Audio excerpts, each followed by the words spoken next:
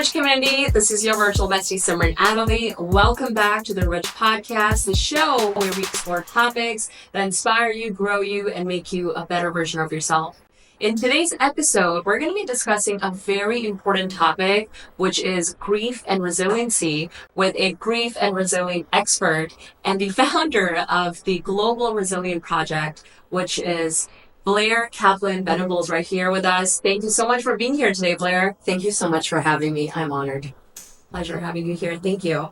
Blair Kaplan Venables is a British Columbia-based grief and resilience expert and the founder of the Global Resilience Project. Her expertise has been featured in media outlets including Forbes, CBC Radio, Entrepreneur, and Thrive Global. She was named the top grief and resilient expert of the year in 2024 by IAOTP.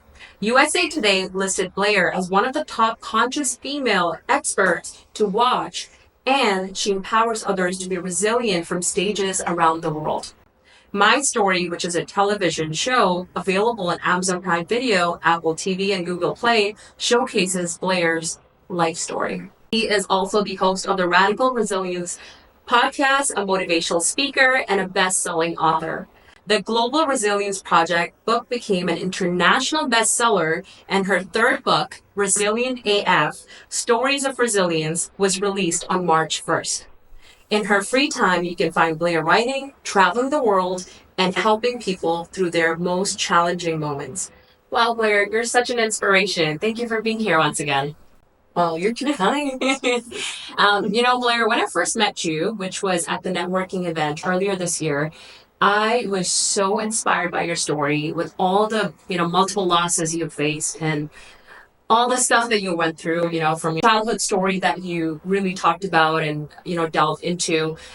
With all the light and love that you still carry, I was amazed and inspired by it, and you really turned your pain into purpose. So I want to delve into all of that. And, grief is such a universal human experience, and almost all of us have experienced grief, right? And I think sometimes we don't even know how do we get out of that? How do we become resilient? So I think I really want to start there. So let's go way back and kind of talk about your personal journey, and if we can start off from your childhood. Yeah, thank you. Well, it all started on August 8th, 1985 when I was born. I feel like I was born into a really great family. I was very close with my dad. My dad was a very successful gemologist and diamond dealer in the 80s and the early 90s. But when I was 7, my dad, which I didn't know, my dad had a really severe drug addiction, and his addiction got really bad, and he left our family. And it was such a transition for me from seeing my dad all the time to not showing up, not being there when he said he would be there. And I didn't understand that he wasn't well, and no one had that conversation with me. And so in my formative years, became a daughter of a man who lived with addiction, a child of divorce, and suffered a lot of abandonment issues. I also developed anxiety, depression, and a whole host of other probably undiagnosed mental health struggles. In my 20s, I was given the gift of going to something called the Landmark Forum. Listen, I didn't want to go, really. I did not want to go, but I worked for Lululemon, and I was moving up the track in management, and they gifted me a free trip to Vancouver. So at the time I was living in Edmonton. I'm from Winnipeg, and I was like, sweet, free trip to Vancouver. I'm going to go partying with my friends. It was Halloween. But so I went to Landmark, and there I was given the tools I needed to forgive my dad. I'll never forget it. And when was this? I was in my 20s, early 20s, which was just yesterday. So I was in my early 20s. I remember having this epiphany, crying my eyes out, calling him from a grocery store checkout aisle. I don't know why I didn't have my phone. And just telling him, I love you no matter what. I will accept you for who you are. I'm sorry for ever hating you so much. And we continued the conversation later and began a really beautiful journey. And I said, I will accept whatever relationship you can give me. Because I always wanted the Danny Tanner dad. That's not who I got as a father. And so from that moment on, he began his journey towards harm reduction, sometimes sobriety. He was more involved in everyone's life, his parents, his family, my sister, mine. started to visit me. That trip, I fell in love with Vancouver, and I moved to Vancouver. And so he started coming from Winnipeg to Vancouver to visit me, and I got a second chance, and I got to know my dad. And I'm really lucky because forgiveness opened that door. Right. He walked me down the aisle with my mother at my wedding in 2017, which I never thought would be possible. But at the end of 2018, we learned he was terminally ill.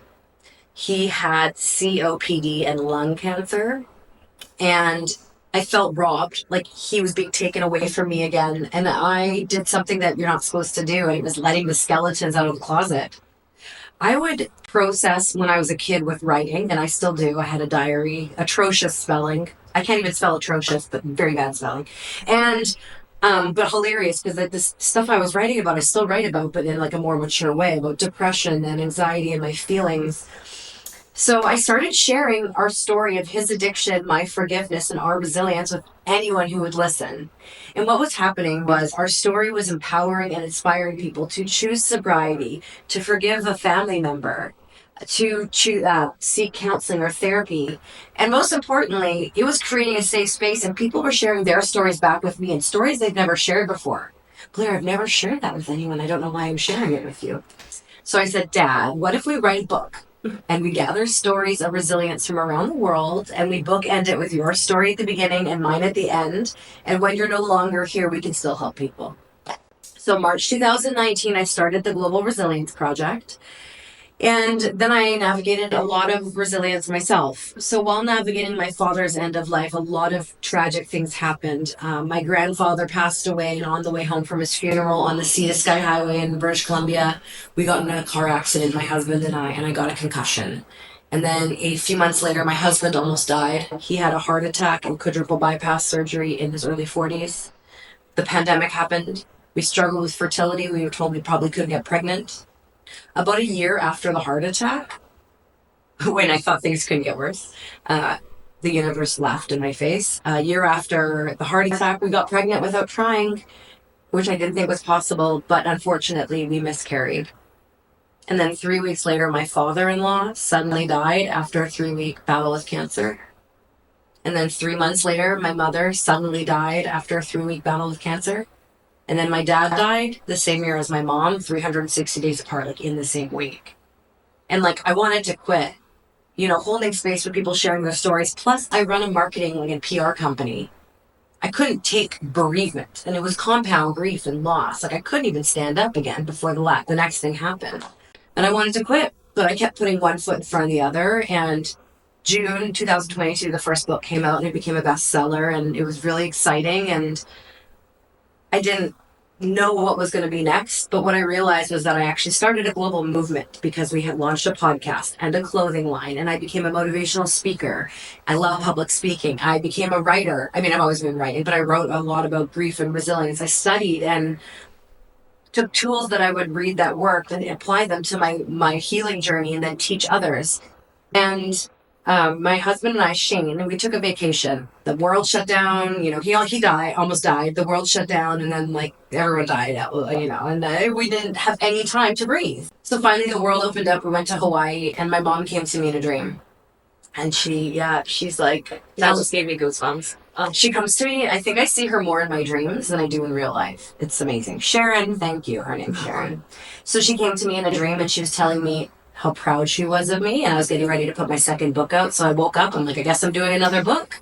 And that came out March 1st. Wow. And that was this year, yeah. right? Oh, and it became a bestseller. And as soon as I put it out, people were like, how do I get in your next book? So I'm working on a third book. We're going to be sharing all the links below. Oh, amazing. I'm just on this mission to empower 888 million people by August 2030.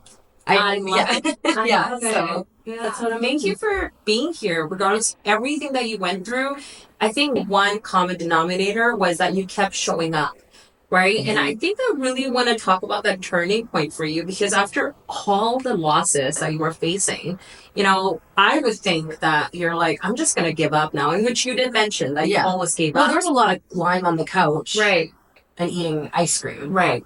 Cookie dough ice. I think we forget that part, right? In the back end, we see all of this work happening outside, but we forget that part, the aspect in the back. Yeah. The miscarriage was very traumatic, and Shane and I were like, we could still have a kid. And then his dad died. And he's like, I don't know if we should do it. I'm like, no, we have my mom. And then my mom learned she had cancer, was told she'd be fine, didn't feel good, went into the hospital. They said, you have 2 weeks left to live. And she died 3 days later.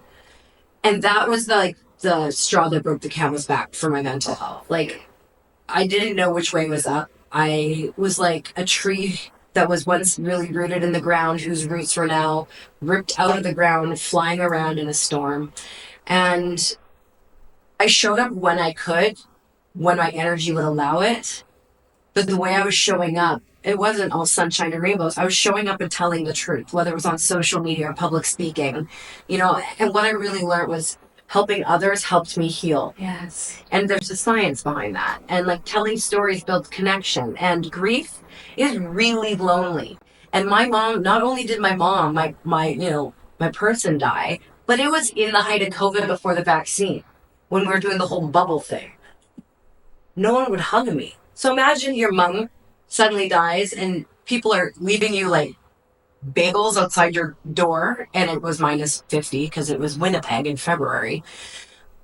And no one, like some people would hug us, but people were scared. Right. That was the loneliest feeling. Right. It was the ultimate abandonment, which is something from my childhood. And it kept showing up right for you. Yeah. And so Yeah. So would you say your turning point? What was your turning point? I don't think there was a turning point. No? No, I think I kept going straight. Okay.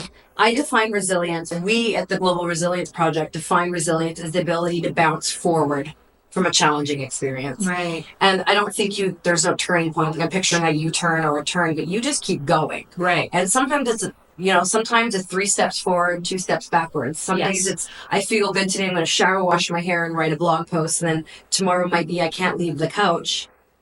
But you do what you can. And rest is also important. Yes. And you heal when you rest. If you push and suppress all your feelings down and you ignore them, they're going to show up later. Right. That's very true. I also want to talk about the forgiveness part here. How was that like? You did mention that you went to this workshop in your early 20s where you decided to forgive your dad. Yeah. Can we actually talk about that part? Like, what was that takeaway from that workshop that you decided to call your dad after all the resentment, I'm sure, that you were holding, the anger? Like, what was in that workshop that inspired you to do that? I've been asked this question, and it was like I blacked out. Right. Like, I don't remember the exact moment. And I was listening recently to a podcast. My friend Sarah runs a podcast, a little bit culty. She used to be in the Nexium cult. Anyways, her podcast. I love it. Her podcast is great. I actually almost joined that cult, but I was too poor, thank God. And it wasn't a cult. I was like, I'm going to join a cult, but it was a cult. Anyways, I digress. But so I was listening to an episode, and they were actually interviewing someone from Landmark, and they mentioned the part that I think it was. Okay. And then I can't remember. It's like it won't stick in my head. So Right. I don't think too much about what it was and like the exact moment. I just remember sitting in the chair in Vancouver on like Hastings, I think it was in a building. And I remember being in the grocery store, but it was like I blacked out. Like it was like all this trauma and all these feelings. And that's my body's defense mechanism. But I can't remember the exact lesson or moment from Landmark. Right. And then I've re-listened to this podcast multiple times. I'm like, I got to remember this. And I never write it down while I'm driving. Right. So you know what? If you want to forgive, you don't have to go to Landmark. You don't. But I think what I would ask is, what steps do you think someone can take? Mm-hmm. Maybe like one step that you can mention right now for someone who really wants to make their relationship work with their parents, and they've had, a past with their parents growing up, maybe like similar situation to yours. What is something that they can do right now? Because they're adult, and they want to fix those things, and maybe they're planning to have a family in the future, or even just having relationships in their life that they miss out on. So what is something that you can recommend for someone today that they can do? I think the first step is understand why you're upset or why you're mad or why you have that resentment. I think that's really important because a lot of times it's stuff we carry from our childhood. And another thing that's really important is reflecting. Like, does it have to do with you or is it them? Like, I grew up thinking that my dad didn't love me, but he did. He was just not well. took me to understand that until I I didn't understand as a kid why he said I'll show up to your birthday party at the roller rink and wouldn't show up. I thought he was choosing not to. I didn't know it was a mental health crisis. And I think really reflecting, and something I've done a lot of therapy, traditional, non-traditional, and I'm a woo-woo Jew. I like to do a little of this and a little of that. But I'm the same girl. Yeah. You're Jewish too? No, not Jewish. But the woo stuff. Woo! So I think what's really important is understanding like what you're upset with that you need to forgive. Is it something that they're projecting on you? Is it something you're projecting on them? And then have that conversation. Because obviously my dad knew I was upset with him and had all this, but I apologized, even though we never had that conversation. I was like, I'm sorry I ever felt this way. And I decided, and I learned that I couldn't change him. I could only be in control of myself. And I control what I say and what I let into my life. And by me forgiving him, it changed the trajectory of his life and our whole family's life.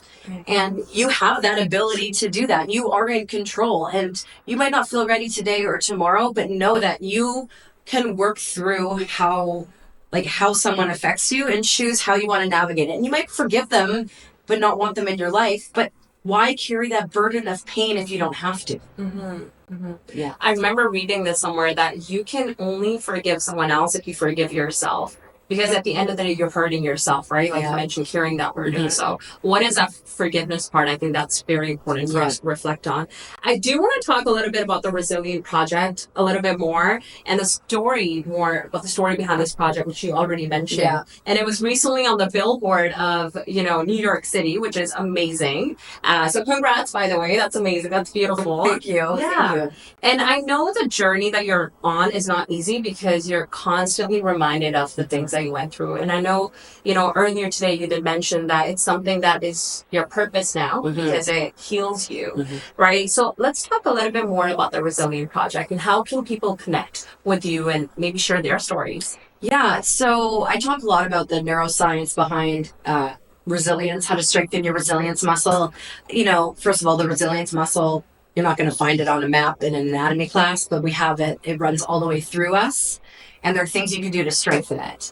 Storytelling for me and for everyone everyone that wants to, it helps you heal. And as you were saying that just now, what came to my mind was that every time I tell my story, like my resilience muscle gets stronger and stronger, but knowing that someone might hear my story today, tomorrow, and take something away that's going to help them move through a challenge. That's my legacy I want to leave. I'm not having kids. I'm a 39-year-old sober, childless, parentless bird watcher living in Kamloops, British Columbia. This was not on my vision board. This is not the path that I wanted, but it's the path that presented itself. And I really think we all have that ability to be accountable for our own mental health in some capacity. Right. And so the project, our goal is to help people strengthen their resilience muscle. And it might be just learning about what we do. Maybe it's about sharing our book. Maybe it's about putting their story in our book and being featured on a billboard in New York with me and everyone else that's in the project. Maybe they hear me talk and they decide to implement one of my secrets to strengthen the resilience muscle. It takes one small micro step. Yes. To change your trajectory of healing, right? Right. That's very true. I myself went through a loss, during COVID back in 2021, and grief was hard, right? It was very difficult for me to express because my very close uncle passed away. I couldn't see him the last time because of COVID. And also he was in a different country. We couldn't attend the funeral and all of that stuff, right? So I remember having those conversations with a few other people because they went through similar grief, losing a loved one, ending relationships, losing jobs. I mean, that's part of the grief process. Oh, yeah. Too. So there was so much grief that was happening in the world and around us too, within us, because now we're also losing a part of ourselves because we couldn't do the things that we could do before. Even like you mentioned, hugging someone, right? I'm a hugger. I love hugging people, right? So I think just like little steps like that really impacted us in a way that kind of shattered our world. I don't recall this first step that I took, but one thing I did myself was just showing up. Mm-hmm. And I think what I'm getting from you as well, there were a lot of times when you were sitting on the couch and eating, you just kept showing up. You did the next best thing for you. The reason I'm bringing this up is because anytime I'm talking to someone and we forget that everyone else has their pain story too. And so the reason I want to talk about the grief here and the tools I want to bring up today, if you can kind of delve into the tools aspect, the framework that you talk about, there's science behind it. If you can kind of bring up some tools that you can recommend for us, for our listeners. Yeah. First of all, I'm so sorry for your loss. Oh, thank you. When you can't grieve the way that you're normally grieve, like, showing up and being with family because of a pandemic, it's this whole other layered grief. So I'm really sorry you went through that. Thank you. What was your uncle's name? Ravinder. Rav. This one is for Rav. Oh. In 2016, I went to a wellness retreat. And I had a bunch of homework to do ahead of time. And one of them was to watch this YouTube video from Sean Acor. He has this book, and it's called The Happiness Advantage. And what I took away from his video was that if you practice gratitude, and you do this every single day at the exact same time, and you list 3 things you're grateful for from the past 24 hours, and you do it for at least 21 days, the neural pathways in your brain change so that you see the world more positively. And I was like, that's too easy. That seems like the hocus pocus. So I opened up my phone and I set my alarm for 9 p.m. Monday, Tuesday, Wednesday, Thursday, Friday, Saturday, Sunday. Labeled it the gratitude alarm. And it's been going off every day since. When people ask me how I got through it, like, first of all, I don't know. Like, I'm one foot in front of the other. But I practice gratitude every day. The day my mom went to sleep her final time, we were sitting in her hospital room, and my sister did her gratitude. I did my gratitude. My mom did her gratitude. My mom's last gratitude was, I'm grateful for you, and you. And Alana and I were like, who's the third you? And she said, me. Oh, those were some of her last words. Yeah. The day my dad passed away, he passed away at sundown on our Sabbath, like on Friday night. And he was pretty spiritual. He died on February 18th, and 18 is a lucky number for us. It means chai, which is life. And, we stood around that evening after, we left the hospital, and we were grateful that my dad was no longer suffering, that my uncle made it from Vancouver to Winnipeg in time, and that we got to all be together. There's always something to be grateful for, and it's such a beautiful practice. So I invite you to open up your phone, pick a time. Maybe it's first thing in the morning. Maybe it's at dinner with your family. I like to do 9 p.m. because I go to bed really early because I'm a golden girl. And it's a good way to end the day. Right. Especially if I'm having a really bad day, which happens because we're human. And so I love it. And sometimes I'll hit snooze, or I don't say anything, and my husband hears it, and he might go, I'm grateful for cats and hockey and boobies. We're literally sometimes it's just Advil and that the day is over in my bed. But it's anyone in the world can do this. Yeah, absolutely. I love the gratitude journal that I have too. And I can kind of relate to that aspect too. When I was going through my whole grieving process, I was continue doing the things that I enjoyed doing every day, which was my nature walk. Yeah. Also just being grateful. The last time I met with my uncle, which was only for 20 minutes, I still remember that. So just kind of thinking about, I did see you last time, the year before that, just for 20 minutes. So the little things do matter. I mean, everything's temporary. Yeah. At the end of the day, we're all going to be, I don't want to make this sad, but end of the day, everything is temporary. We're all just walking around in our meat suits. Yes. Yes, I get it. You're awesome. I do want to talk about, you already mentioned how would you define resiliency? Mm-hmm. And kind of talk about that. How would you define resiliency? And were you always resilient? I think we're all resilient. We're all born resilient. Just some of us have more privilege than others. Mm-hmm. Some of us have a lot more challenging things than others. I was just hiking the West Coast Trail. Mm-hmm. It was my first time doing anything like this, and it's a 7-day hike on Vancouver Island through some very difficult terrain, lots of mud and ladders and sand, and it's very physical, and I'm not super sporty. I felt like Sporty Spice, but I'm not. I like yoga. That's my mellow hiking. And one of the people I was hiking with, who's going to be in our next book, Noah, he grew up in the Philippines, and he actually was homeless and lived in the slums. Wow. So it's interesting having conversations with him because it's all about perspective. So he is really resilient. He had to survive as a little kid alone in the slums in the Philippines until he got rescued by family. And for me, I didn't have that situation. My situation is completely different. My dad developed a very bad drug addiction and abandoned us. And really, one thing that I notice when I share my story is that people are always comparing, oh, wow, I haven't had anything like you, or oh my God, like, and they share their story. And to me, I'm thinking, oh my God, like that's heavy, and I'm very grateful for the things I have and have not experienced. But we're all resilient. We all have the ability to be resilient. And when someone's like, oh my God, you're so brave, like, you're so strong, it's like, what is your other choice? That's true. You have to get through these things. And resilience isn't this thing where we're standing on top of a cliff, with our cape blowing in the wind like a superhero. We all have that. Right. And every day is a choice. Yeah. So I think if you're thinking like, I can't get through this, like divorce, addiction, death, loss, all the traumas, you will get through it. You just have to take things one moment at a time. Yes. But you can do things to help you move through it faster. You could sit and wallow in it, or you can do things that are going to help you get out of that. I didn't want to feel the way I felt anymore. I got to a point where I was like, I can't live in this body. My head is not a good place to be. And I really worked hard. I still work very hard at strengthening my resilience muscle. I have a very strict morning routine, loosely strict morning routine, and I'm very careful about like sleep and what I put in my body and nourishing myself and being outside and things that are bad for me. I know that scary movies trigger my nervous system. Like, I don't do scary movies. I know that, I know that certain foods make me feel bad and like I don't eat that. Or if I do, I have to take like all these vitamins and every little thing that you do to take care of your brain and your body and your soul helps you get through it. If you're not currently going through something, you could do things like gratitude, forest walks, share your story, whether it's in a journal or to a therapist or like in a book like mine.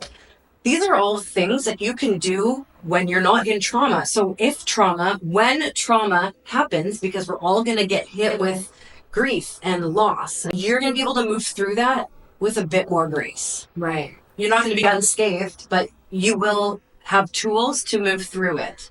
And if my mom, the day literally 24 hours before she died, was able to practice gratitude, like, I really don't see why, if you're not putting the effort in, you're choosing to stay in your pain. And that's okay too, but eventually that's going to be too much. Absolutely. I do want to talk a little bit more about your sober journey. You did mention a bit earlier. I want to talk about, can you remind us how long you've been sober for? 5.5 years. That's amazing. That's beautiful. That's awesome. Do you want to talk about your sobriety? Where did your social circle change during that process of you being sober? Yes. So when I learned my dad was dying, I found myself like not taking care of my mental health.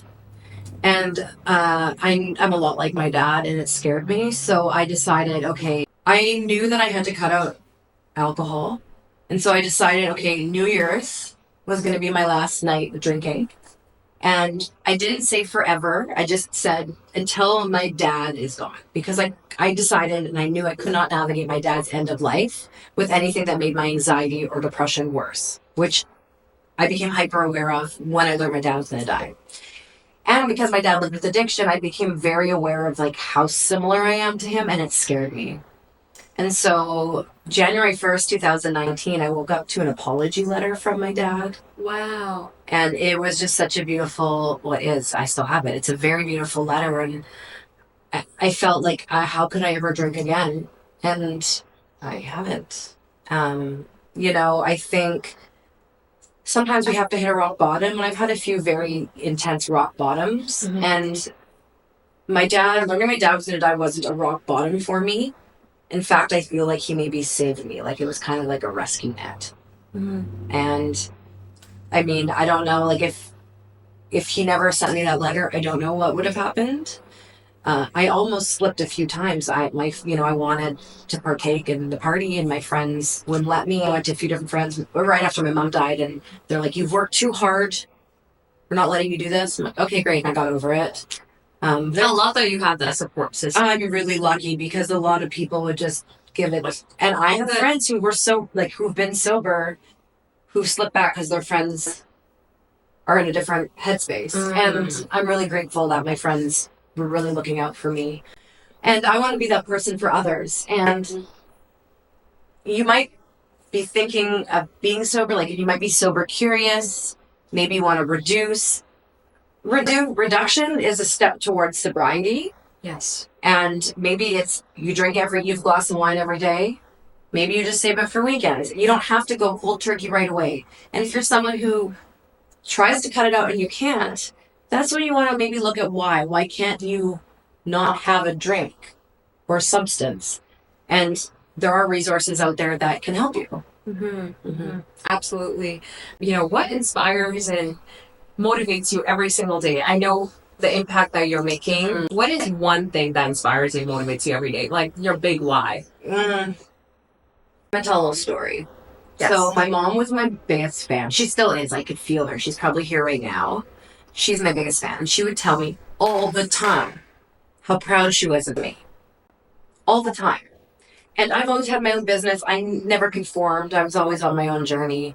And what I didn't realize until recently was that I was always not just trying to prove myself, but to make my mom and my dad, mostly my mom, proud. Right. And my mom died 3.5 years ago. And something that's been really missing is her overbearing proudness. And my husband is trying to tell me he's proud of me, but he's really good at bragging about me to other people. But I need to hear it, but I don't. And my sister and I need validation. It's my trauma. And so anyways, when I'm feeling really griefy, I open a shoebox of pictures. My family took pictures of everything. We have pictures from when my mom was a kid. We have everything. And there's flipping through and I found this picture. And in grade 5, I won an award for being a mensch, which is Yiddish for good person. I went to Hebrew school. Oh. So I won a good person award. And I remember being in the gymnasium of Ramah Hebrew School and seeing my mom there in her lab coat. She was a dental hygienist.